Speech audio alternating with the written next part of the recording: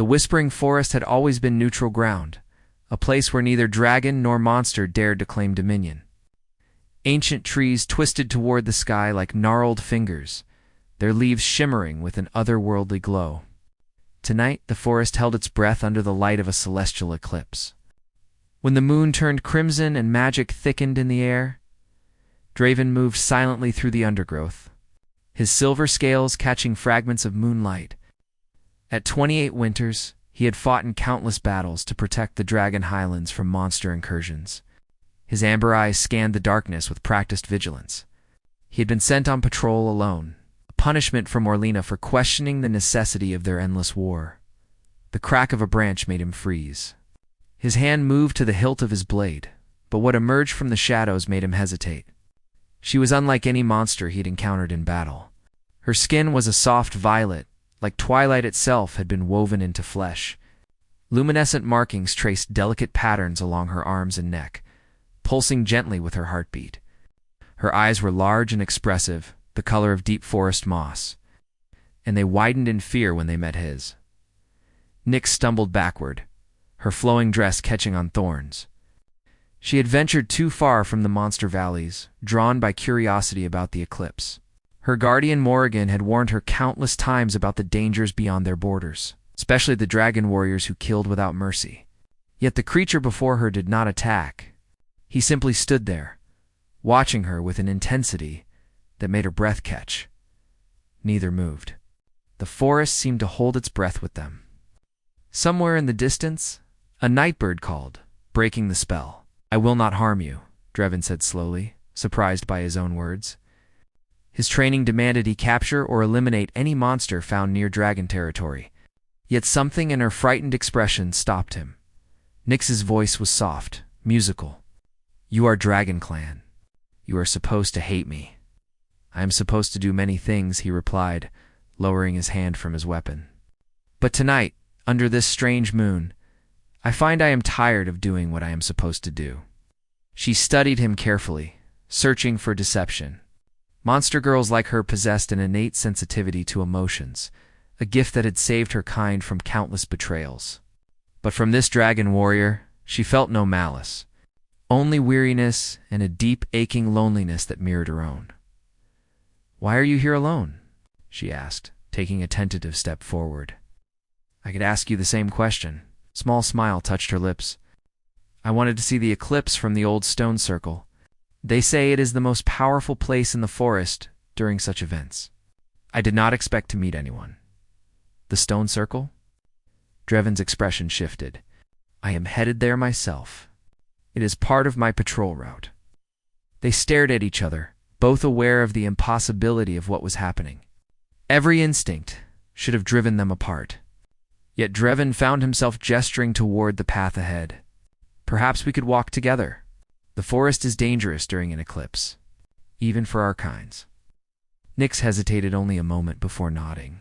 They walked side by side through the silver-lit forest, maintaining careful distance between them. The silence was not uncomfortable. Rather, it felt like the pause before a thunderstorm, charged with potential. "What is your name?" Draven finally asked. "Nyx. It means night shadow in the old tongue."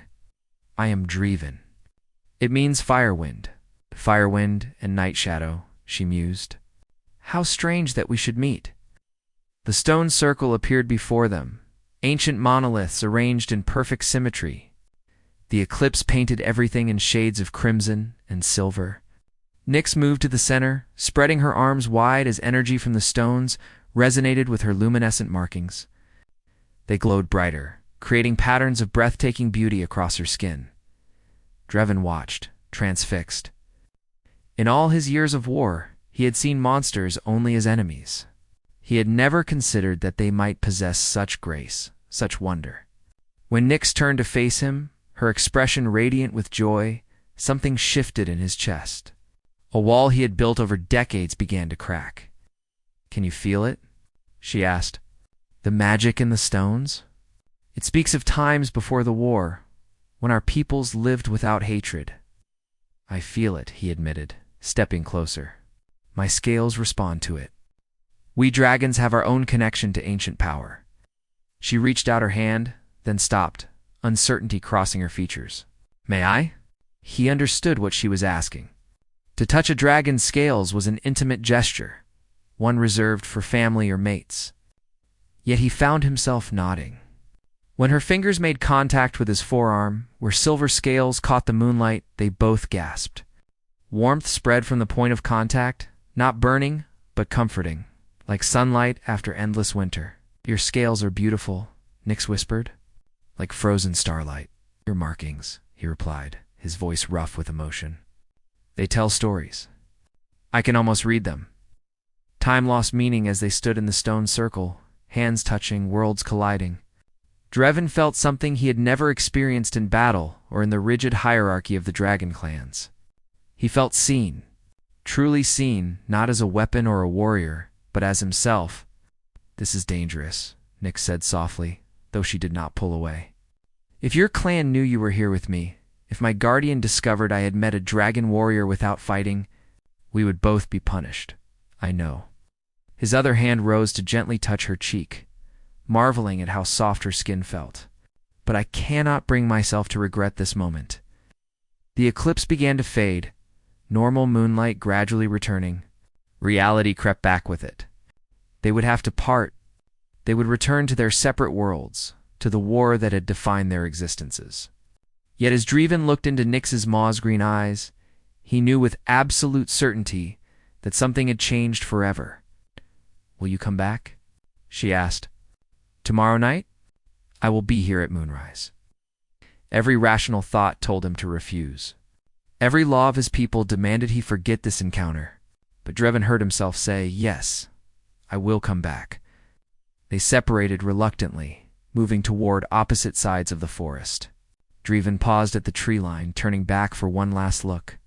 Nyx stood in the center of the stone circle, her luminescent markings glowing softly in the darkness.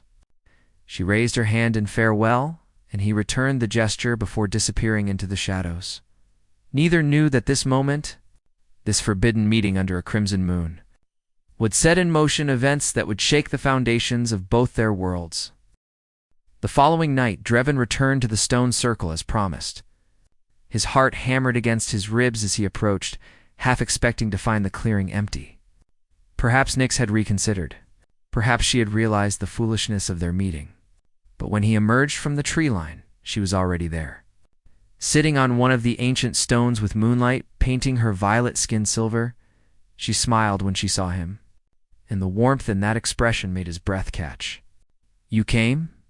Did you doubt I would?" he asked, settling onto a stone across from her.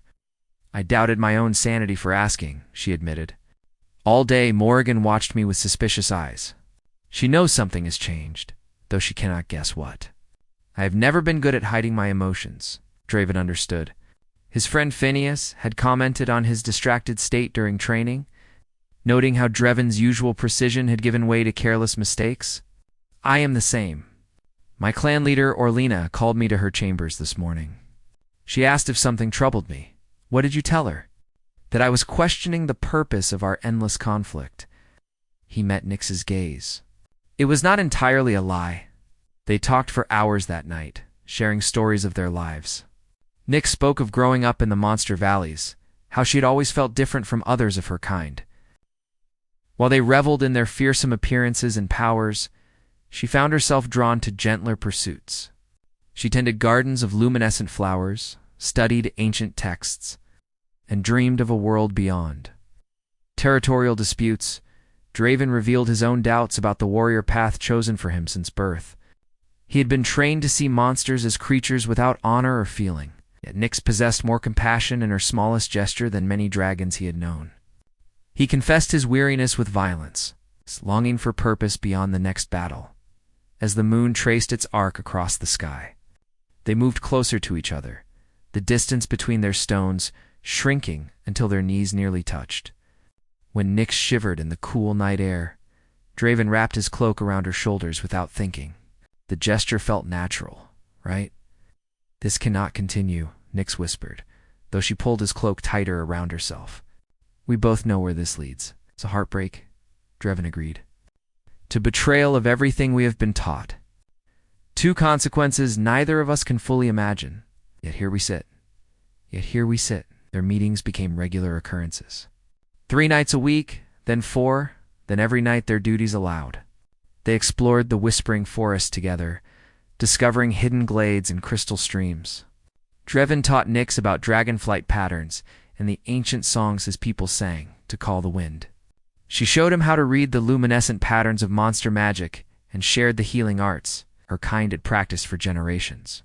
One evening, as they sat by a moonlit pond, Nyx rested her head against Drevin's shoulder. The gesture was so simple, so natural, yet it marked a threshold they had both known they would eventually cross. His arm came around her waist, and she felt the controlled strength in his embrace, the gentleness with which he held her despite his warrior's training. I am falling in love with you, she said quietly. I think I have been since that first night. Drevin's breath caught. His scales shimmered with the emotional turmoil inside him. In dragon culture, love was a serious declaration, often accompanied by elaborate courtship rituals spanning years. Yet he could not deny the truth of what he felt. And I with you, he replied, his voice rough. Though I know this path leads only to sorrow. Perhaps Nyx turned to face him, her markings glowing brighter with emotion. Or perhaps we could be the beginning of something new. Something better than this endless war. He wanted to believe her.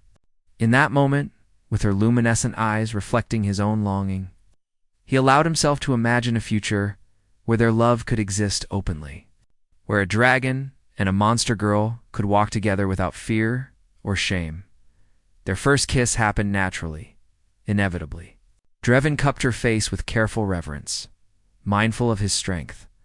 When their lips met, it felt like the world realigned. Nyx's markings blazed with light, and his scales hummed with an answering resonance. The magic of their connection rippled outward, causing flowers to bloom unseasonably around the pond and stars to shine brighter overhead. But happiness built on secrets cannot last forever. Phineas followed Dreven one night. Concerned about his friend's strange behavior, from the shadows, he witnessed the dragon warrior embracing a monster girl with unmistakable tenderness. Shocked and feeling betrayed, Phineas flew directly to Orlena. The Dragon Clan leader's rage was immediate and terrible. She convened the Council of Elders, presenting Phineas's testimony as evidence of Drevin's treason. Dragons did not consort with monsters. Such behavior endangered their entire society, making them vulnerable to manipulation and attack. Meanwhile, in the Monster Valleys, Morgan discovered the truth when she found Nyx returning at dawn with dragon scales caught in her hair. The Guardian's horror matched Orlena's fury. She brought Nyx before the Monster Council, where leaders debated whether this proved dragons could never be trusted or if the girl had been enchanted by dragon magic. Both Drevin and Nyx were confined to their respective territories, forbidden from leaving under penalty of death. Guards were posted, watchers assigned. The fragile peace of the whispering forest shattered as patrols from both sides increased. Each suspecting the other of conspiracy, Dreven paced his chamber like a caged beast. His mind raced with desperate plans. He could try to escape, find Nyx, and flee together to distant lands. But such an act would likely trigger open war between their peoples, putting countless lives at risk. He could challenge Orlena's authority directly, but he knew the other dragons would not support him. They had been raised on stories of monster cruelty and could not conceive of one possessing Nyx, his gentle spirit. Nyx faced similar torment in her confinement. Morgan visited her daily, alternating between anger and pleading. The Guardian had raised Nyx since infancy, protecting her from a world that often seemed bent on causing harm. To see her ward risk everything for a dragon warrior felt like the deepest betrayal. He will turn on you, Morgan insisted. It is in their nature. Dragons cannot love as we do. They see only territory and conquest. You are wrong, Nyx replied firmly. Draven loves me as I love him. Our hearts recognize each other in ways that transcend our different origins. Pretty words that will earn you nothing but suffering. 3 weeks passed without contact. Drevin grew thin and hollow-eyed, his spirit dimming like a dying star. Nyx's luminescent markings faded to bare glimmers, her usual vitality draining away. Both felt as though part of their soul had been torn away. Then Vesper appeared. The ancient being was neither fully dragon nor fully monster, but something older, from times before the division. Vesper moved between both territories unchallenged, respected by all for wisdom accumulated over centuries. The elder visited Orlena first, speaking in private for many hours. Then Vesper traveled to the Monster Valleys, and did the same with the Monster Council. What Vesper revealed changed everything. Ancient prophecies spoke of two hearts joining across the divide, their love powerful enough to either heal the rift between peoples or destroy both sides entirely. The choice would depend on how the lovers were treated by their communities. Vesper requested that Dreven and Nyx be allowed to meet one final time in the stone circle. Under the observation of leaders from both sides, whatever happened there would determine the future. Both councils agreed, though reluctantly. As the appointed night approached, Dreven was brought to the stone circle in chains. Orlena and 5 dragon elders accompanied him, their expressions stern and unyielding. From the opposite direction came Nyx, similarly restrained, with Morrigan and the Monster Council flanking her. When their eyes met across the clearing, the chains seemed to matter less. The disapproval of their peoples faded to background noise. In that moment, only they existed. Vesper stood in the center of the circle, ancient eyes reflecting countless years of wisdom. The prophecy speaks of a choice. These two have found love where it should not exist, according to our laws and traditions. Now they must decide what matters more, their love or their loyalty to their peoples. The elders' words hung heavy in the air as both groups watched, waiting to see what the lovers would choose. The stone circle held an audience it had not seen in generations. Dragons perched on the ancient monoliths, their scales gleaming in moonlight, wings folded with military precision. On the opposite side, monster folk gathered with equal wariness, their varied forms and luminescent markings creating an otherworldly display. Between them stood Dreven and Nyx, still bound but no longer separated. Vesper's weathered face betrayed no emotion as the elder continued. The prophecy was written in the time before the Great Sundering, when our peoples were one. It speaks of two souls who would test whether ancient wounds could heal or whether they must forever fester. Orlena stepped forward, her voice carrying the authority of generations. There is no prophecy that matters more than the safety of our clan. Dreven has betrayed us by consorting with the enemy. The penalty must be exile or death. He's betrayed no one, Nyx called out, struggling against Morrigan's restraining hand. Loving someone is not betrayal. It is the most honest thing either of us has ever done. A murmur rippled through both groups. Morgan's expression hardened. You understand nothing, child. This dragon has enchanted you, made you vulnerable. When he tires of you, when his people demand it, he will choose them over you. It is the way of dragons. No. Dreven's voice rang clear and strong despite his chains. I choose her. I will always choose her. The declaration sent shockwaves through the assembled crowd. Dragons shifted uneasily, scales rattling like distant thunder. Monster folk exchanged uncertain glances. Unused to such proclamations from their supposed enemies, Vesper raised a hand for silence. The prophecy offers 3 paths.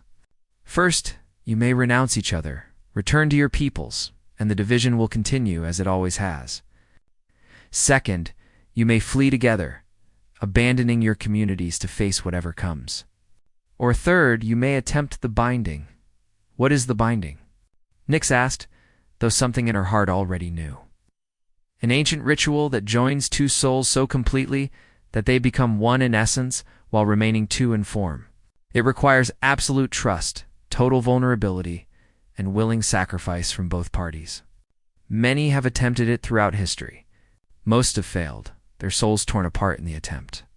Those who succeed become something new, something that transcends their original natures. Phineas spoke up from among the dragons, his voice heavy with regret. Dreven, my friend, do not throw away your life for this madness. Return to us. We can find you a proper mate, one of our own kind. This obsession will pass. It is not obsession, Dreven replied, his amber eyes never leaving Nyx. It is recognition. When I look at her, I see the other half of my soul. I would rather die attempting the binding than live a long life without her." Nyx felt tears streaming down her face, her markings pulsing with emotion. "I feel the same. Since meeting him, I have understood what I was searching for all those years. I was searching for him." Morgan's stern facade cracked. "Child, please. I cannot lose you.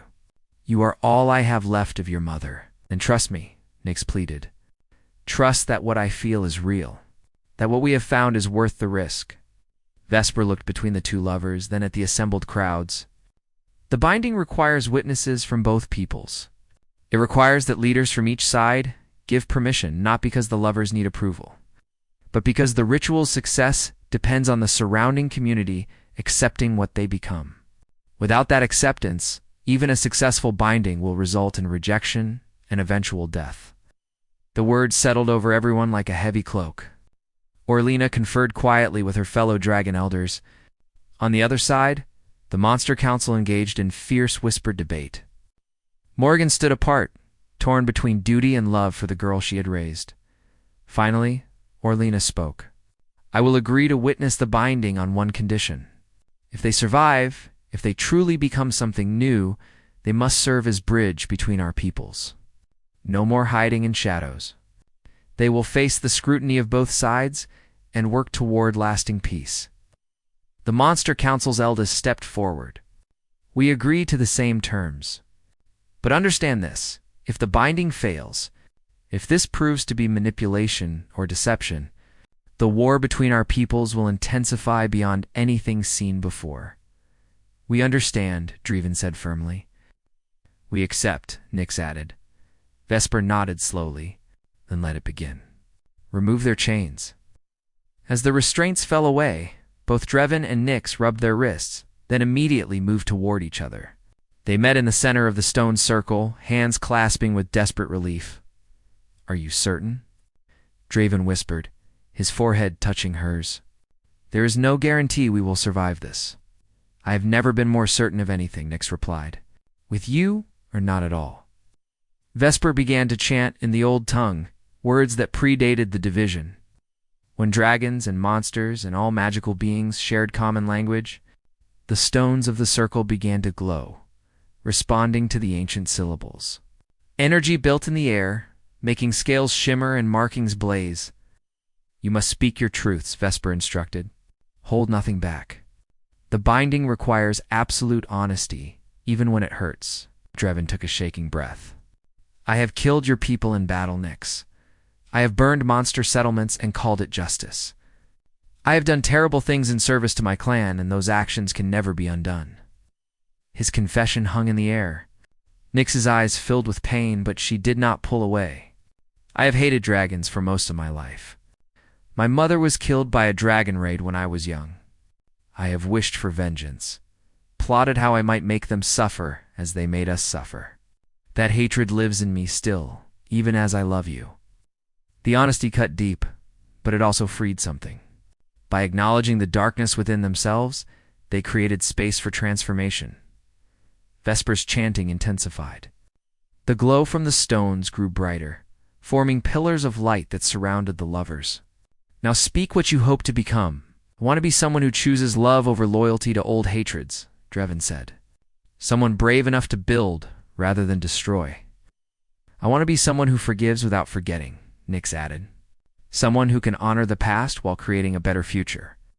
The light pillars began to spiral inward, wrapping around them like luminous ribbons. Pain unlike anything either had experienced lanced through their bodies. They cried out, but held fast to each other as their very essences began to merge and separate and merge again. Like metals being forged in flame, Dreven felt Nyx's memories flooding into him. He experienced her childhood terror during dragon raids, felt her mother's death as though it were his own loss. He understood her loneliness, her feeling of being different from others of her kind. Her desperate hope that somewhere in the world existed someone who would truly see her. Nyx received Dreven's memories in turn. She felt his exhaustion from endless training, his doubts about the warrior path, his deep loneliness, despite being surrounded by his clan. She experienced his first kill in battle and the sickness that had followed. the slow hardening of his heart as violence became routine. They shattered and reformed. Over and over, each cycle bringing them closer to something new. The witnesses watched in awed silence as the lovers' forms began to shimmer and shift. Dreven's silver scales took on hints of violet luminescence. Nyx's skin developed patterns that resembled delicate scaling. Their eyes changed, becoming neither fully dragon nor fully monster, but a blending of both. The final surge of energy exploded outward, knocking everyone back. When the light cleared, Dreven and Nyx stood in the center of the circle, transformed. They were still recognizably themselves, yet clearly different. Their physical changes were subtle, but unmistakable. More importantly, there was a quality about them that seemed to radiate peace and strength in equal measure. They opened their eyes and looked at each other with wonder and recognition. The binding had succeeded. Vesper approached slowly, examining them with satisfaction. You have become something our peoples have not seen in 1,000 years. You are proof that the division was never meant to be permanent. Orlena stepped forward cautiously, studying Dreven's altered form. You are still my clan member? I am, he replied. But I am also more than that now. As are all of us, if we choose to be. Morrigan moved to Nyx's side, tears streaming down her weathered face. You survived, little one. You survived, Nyx corrected gently, taking Dreven's hand. And now we have work to do. The gathered crowds watched as these transformed lovers stood before them, living proof that change was possible. Some remained skeptical, others hostile. But many, especially the younger ones, looked at Dreven and Nyx with dawning hope. Over the following months, the couple worked tirelessly as bridges between their peoples. They mediated disputes, shared knowledge between communities, and slowly began to dismantle centuries of distrust. It was exhausting, often thankless work. They faced resistance from extremists on both sides, survived 2 assassination attempts, and endured countless accusations of betrayal. But they persevered. And gradually, slowly, things began to change. A year after the binding, the first trade agreement between dragons and monsters was signed in the Stone Circle. 2 years later, the first mixed settlement was established at the edge of the Whispering Forest. By the 3rd year, young dragons and monster folk were meeting openly, forming friendships that would have been unthinkable before.